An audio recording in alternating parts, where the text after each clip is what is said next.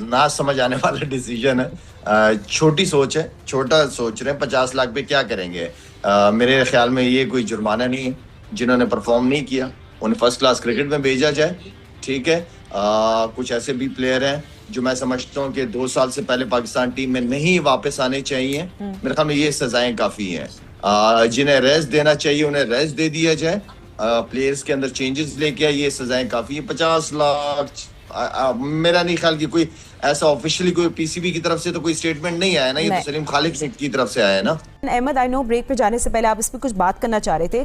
I mean of course we also have to see कि central contract के होते हुए आप किस हद तक जुर्माना लगा सकते हैं। I mean is it legal और नॉट, और पॉसिबिलिटीज़ क्या है, ये सब अब बहुत सारी चीज़ें हमें देखनी पड़ेंगी।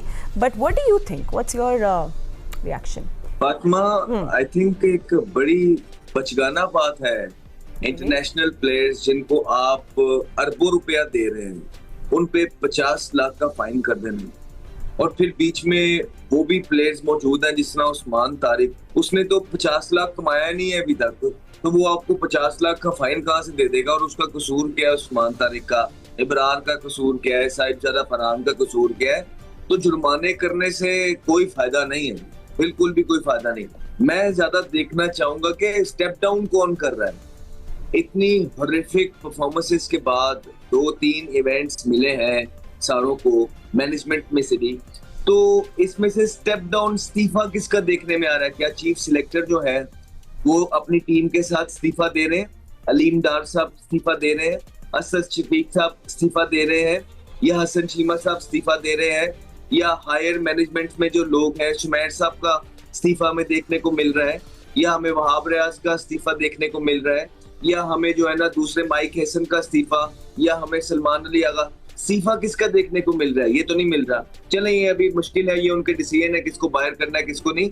लेकिन मैं थोड़ी एक बात बता दूं, ऑलरेडी आपके मुल्क के अंदर जो सारे सिस्टम है वो हमारे सामने है कि लोगों को खाना पीना मुश्किल हुआ है।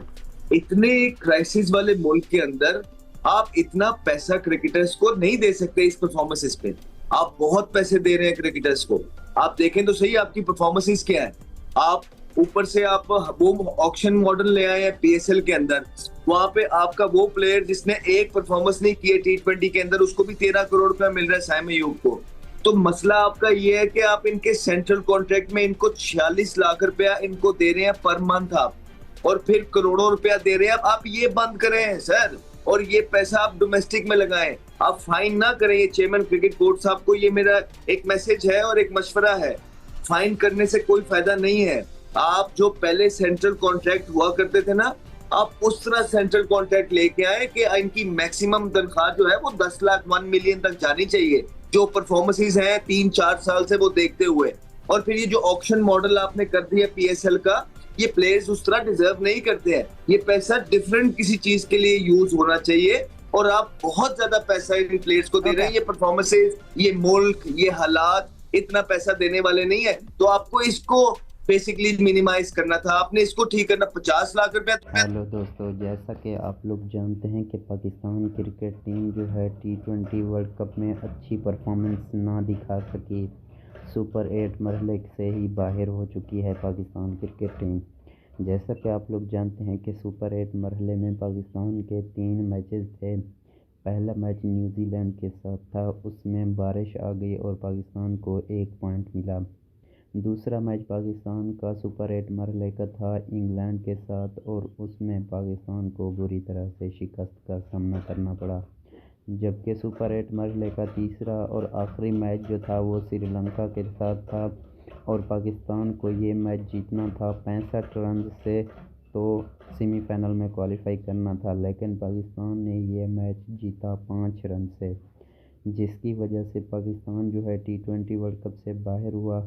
और बुरी कारकर्दगी पर पाकिस्तानी खिलाड़ियों पर 50 लाख रुपए जुर्माना आयद किया गया।